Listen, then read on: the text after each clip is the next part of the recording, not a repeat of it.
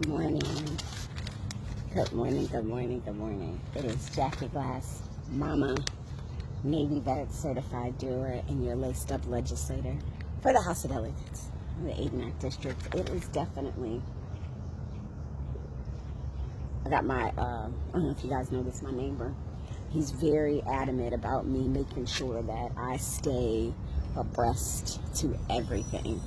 And so one thing he does is he takes and he sticks the newspaper in my gate to make sure that I am on top of things, which I value and appreciate. I'm going to leave the paper there and I'm going to come back and grab it once I get back to the house. But I thought today was really a great day to walk.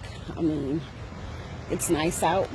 I saw my teenager, probably like yours, walk out with a sweatshirt on. I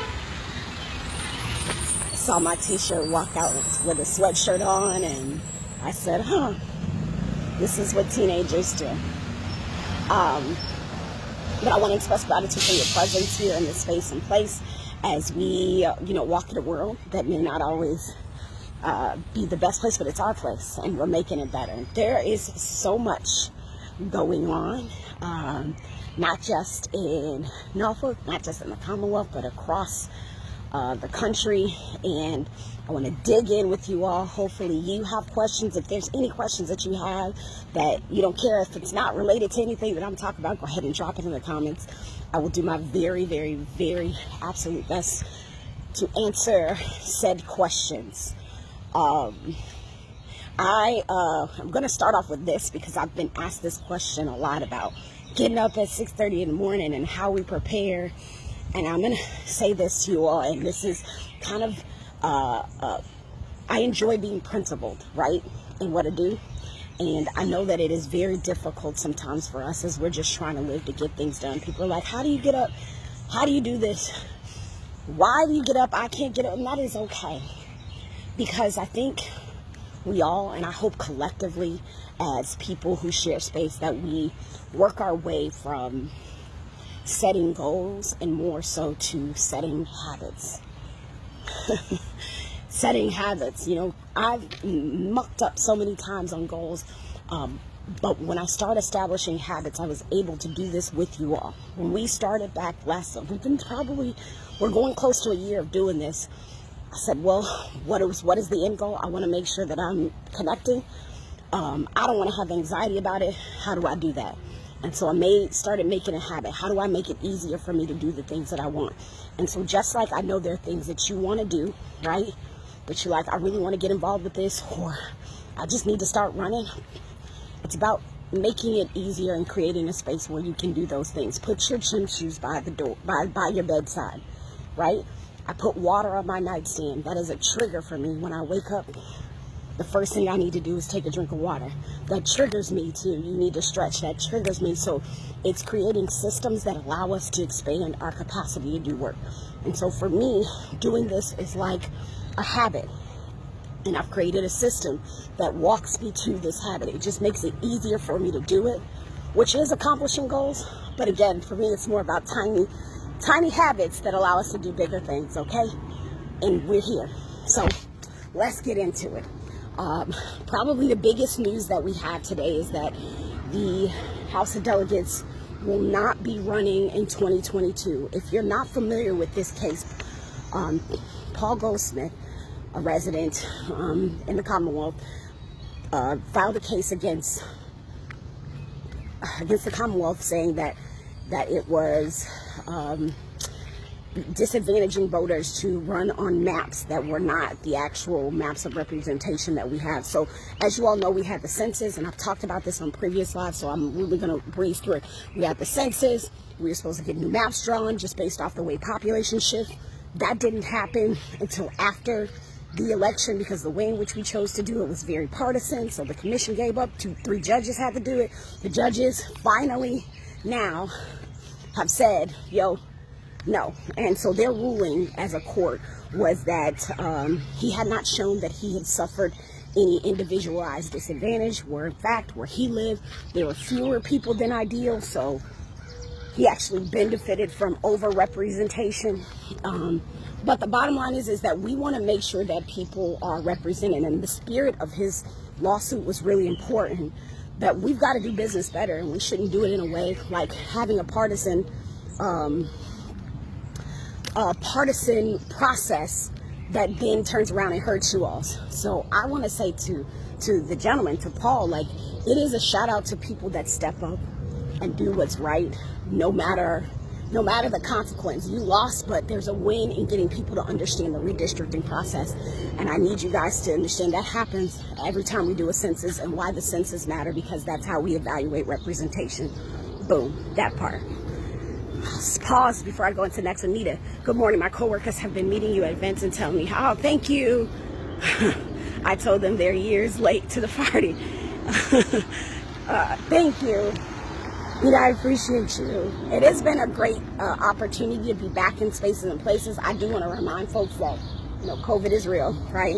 We are seeing a spike. So while I'm going to start walking into the sun rather away from the sun. Good morning. So while I am going to events, I just want everybody to be safe, as COVID kind of looks like the flu now. And I think there'll be spaces where we'll be having folks mask up a bit more. And I will talk about the events we went to just lastly. All right. Next, I'm talking about you, right? The Norfolk Police Department for over a year has been working with the Center of Policing Equity. What the heck is the Center of Policing Equity? This organization for quite a bit of time has been inside of our police department, looking at the policies, the practices, the way they operate, that is helpful or not helpful to how our police officers show up in our community, their quality of life, and all that good stuff, and how that connects back to us. So they spend time in the department, right? So sometimes you got to check your insides before you check your outsides. They are now calling for people like you and I to show up to do a focus group on the outside. So this is for people who have ideas about the Norfolk Police Department and public safety. There was an article just put out, WTKR, and we will drop the link in here, that says where you can sign up to take the survey to become one of those focus group members. We need everyday people like you showing up to this process in order to really do this better. Oftentimes I'm hearing like, Jack, I want to engage, Jack, I want to do this, but, right? But when we get these opportunities, and it's about bandwidth, right? So if you're not able to do it, we just got to find the right people, or find folks that can provide valuable input that's representative of us. This is why we have a republic. Everybody's not going to Richmond, right? So because I'm going, it's who of me to connect with you and say what you going through down here and be a rep. So like if you've got some person that you like, I would love to have them go to that focus group, because it would be helpful to our community and our relationship and building trust with the police department. Let's get them there, right? We all got to show up in all the places. You know I keep notes. All right, so shifting to locally, I've also gotten a lot of questions about a recent casino article, and I know that everyone, has questions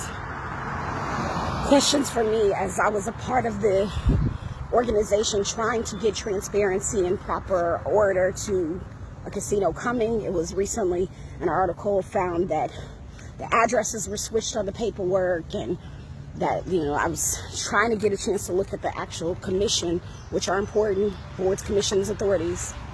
They are important to see, but I have not gotten an opportunity to review that. I will say this, is that as your delegate, part of what I'm looking at in that industry is ensuring that promises made are promises kept. My eye really is on the workforce development piece. There was a promise to have, I think, 90% local, 50% minority hiring. And so I've been making sure I stay in touch with those folks, that as they do this process, as they decide to build, that they are communicating what that looks like, and giving people the actual opportunity and doing the workforce development now. And that workforce development piece has not happened right now. However, know that I'll keep pinging, because it's an important piece. What we don't want to see happen is we're trying to get someone who is now a #1 employer, right? Because when you're a larger employer, you get a lot of leeway. I'm just saying that's how it works. You take up over a large segment of the population.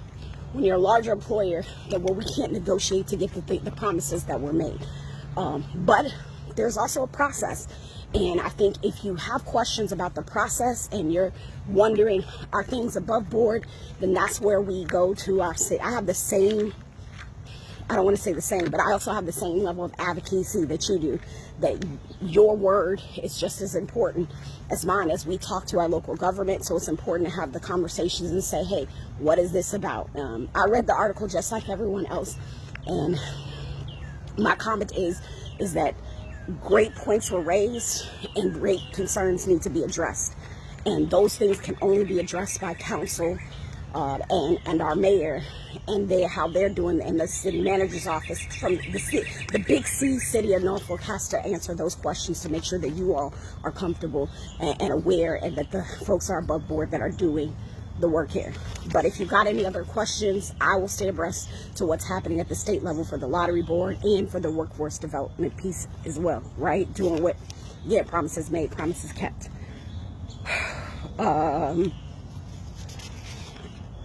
What am I looking at? All right, we're shifting from local stuff to state stuff. So as I told you guys last week, right?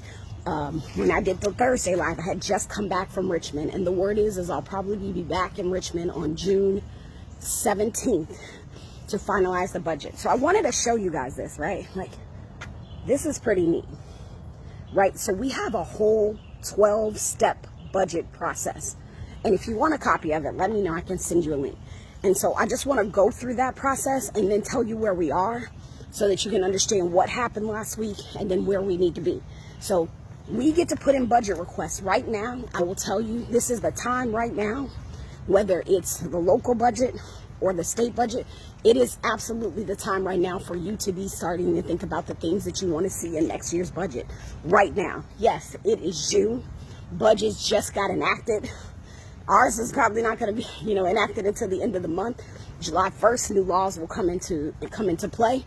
But we need to be thinking about next year right now. So if there's a program that you feel like there needs to be more money for, or an opportunity that you want funding, now is the time to start advocating, both on the state and the local level.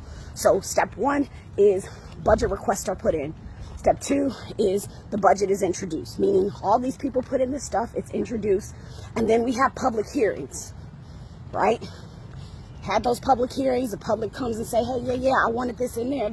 It's good, we need to spend money there. I'll tell y'all, we need money, especially for some of the upcoming projects that our city have that our state have not funded, like our seawall. Then lawmakers, that's me, right? Then I come into the equation. So we introduce stuff, they talk about stuff, they ask you about stuff, then we come in and we start saying, well, I want to make an amendment, I want to make a change, right? I may hear something you saying like, that's boss, let me go ahead and put in for an amendment. We have that right, we have that opportunity. I need you, that's why I need you in the process. Okay, then the money committee or appropriations in the House or the finance committee in the Senate, the money committees get together and they propose an actual budget, right? So they're like that's step 5. They propose the budget. They look at all the stuff. They got to do the hard work of pulling a good budget together. And then we each respectively, the House, step 6, the House votes on their budget, the Senate votes on their budget. And they, the step 6 is that each committee makes their proposal. Step 7, we vote on our stuff. We vote respectfully on our stuff. Step 8, that goes into conference, right? So when we're trying to negotiate to get things to where they need to be, we put things, oops, I just turned us around. Okay, I'm going to put you right here. We are going to go into conferences where we try to figure out those differences between who's done what. Step 9 is we're going to vote on each other's proposed budgets, right? And right now we're in step 10. So all of that stuff we voted on, we sent to the governor. The governor has 7 days. He only got 7 days to look at the amendments and stuff that we've made and make a decision. So 7 days, so that's like we're almost into those 7 days, and we're going to hear his amendments. And as you guys know, we advocated to the governor to make an amendment to one of the budget items surrounding veterans. So once the governor makes his amendments, he doesn't get the final say. That's something I feel like I'm always explaining to people. I don't work for the governor. The governor doesn't work for me. We are co-equals branches of the government, just like the Senate. And so we, the House and the Senate, will vote on what the governor brings down next week. So when I get that date and we go in and we get those changes, but we have to be able to see those changes at least 48 hours before we actually vote on them, because that's a part of the process, right? And then the last thing is that the governor go ahead and signs the budget into law. Now, what we've heard in the past days is that he's probably going to tinker with the budget. He was at Governor Youngkin was at an event recently and said something about how he is going to do some things with schools, because they're really trying to push these lab schools. And honestly, like, I see it less as an opportunity to do education better and more as an opportunity to not fund our public education in a way that makes it a solution for our lowest citizens and their families. But both the House and Senate, and it's not both the Democrats and the Republicans, are saying, look, don't tinker with it too much. So it'll be interesting to see what he comes up with. But that's where we're at. We're on that 7-day timeline for Homeboy, right? So he's got this time to figure it out, and then we'll go from there. And as soon as I know something, you guys are going to know something. And I'm looking to make sure there are no questions. And then I'm going to shift to national news, right? So we talked a little about the local things, right? We talked about policing, casino, and that we're not going to be doing another election, right? That's state too. We also talked about the budget and making habits and setting intention, and we're going to go to the national news. Now, straight up, this will be quick, but I think it's super important. As we try to walk towards a space where we are holding people accountable for the choices they make, especially industries, right? We have a lot of industries that often are able to sort of carte blanche do things, and there's no consequences for it. So way back when, I don't know if you remember, the cigarette companies, they were actually sued, right, for cigarette company. Actually, more recently, the opioid companies were sued for the way that they were doing business and being harmful to people's lives. Oil manufacturers have been sued. So there was this act called the 2005 Protection of Lawful Commerce in Arms Act. And essentially this act was thought to be the one act that saved the firearms industry, because it prevented people from putting in lawsuits against lawmakers against industry gun makers for reckless marketing. And so they've sort of been able to skirt the accountability that the tobacco industry, the opioid industry, the oil industry, skirt that sort of accountability. Well, recently, if you guys remember, there was a shooting in a subway where this guy just let off in the New York subway. And I think this is important as we contextualize where do we go from here as a city, because there's some things our city has the ability to do, and there's some things that our state have the ability to do as it pertains to what we all are seeing is a lot of guns in a lot of places that don't probably necessarily need to be there. Again, there are more guns than people. And I say that respectfully as a gun owner that has more guns than people in my household. But I understand and overstand the space that we're in right now. So this woman who was shot in the subway is suing, trying to go around the 2005 Protection of Lawful Commerce in Arms Act, and she is suing the Glock manufacturer for breaching public nuisance, and saying that Glock, the way that it is breaching public nuisance is by giving these significant discounts to police departments to purchase that very weapon, giving the gun this public credibility in a larger lucrative civilian market. So it will be, I think that's something we need to keep our eye on, as many people look for so many ways to hold accountable the fact that guns are guns and people. It is a mixture of the two. You cannot disconnect the two. But guns are available, right? Readily available, whether they're being stolen out of cars, and that it is not coming from a do no harm place. With that, I will say, please make sure that you lock your cars. This summer, I just really want to, before I let you go, this summer, I think we owe it to ourselves to recognize several things. Is we are coming off of COVID, right? Like, this is the first summer where there are not as many COVID restrictions as there were previously, right? And people, and also we are in an economic environment where there is a great need. There is desperation. I had a small box. I usually take this little box with me to get groceries, and there were not a lot of groceries in there, and I spent $94, and I was like looking at what I had, like, wow, this is $94.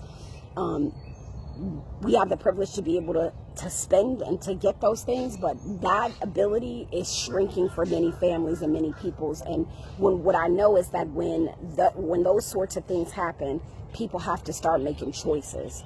Some people make choices to get resources. Some people don't make enough to qualify those for resources. Some people choose crime, right? Like, we pinch it is just known, right? So as we walk into this summer, knowing that we're on the heels of so much, we're gonna have some extra freedom, we've got little money. I need y'all to lock your cars, right? I need us to be armed and equipped with great resource information. If you know someone that is struggling, if you know someone that is going through it, I urge you all to keep 211 in your back pocket. 211 is the resource number that will allow you to get a person to the resources on pretty much any need they may have. I'm going to say that again. Put 211 in your back pocket for folks. We had a gentleman that was sleeping in his car in the neighborhood, and we had to give him that number. Do you know what I'm saying? Like, it's not easy out here, and so it is important that we all become a resource in a way that is crime prevention, and try to be as proactive as we can, so much as our neighbors will allow us to be in their space and place to be a resource. I am worried for the summer. I am worried in conversations with our youth. I've been hearing a lot of negative talk about mental health among our teenagers within the community, and it is very scary. And so I think as community members, we do need to arm up. And I'm going to say that, and I'm going to keep saying that, we need to arm up with resources and be ready to give them on spot. Okay? Because this is our space and place. And in our love story, right? In our love story for the city of Norfolk, and our love story for the Commonwealth of Virginia, we take care of each other for the advancement of us all. So I'm looking forward to connecting with you all on Thursday.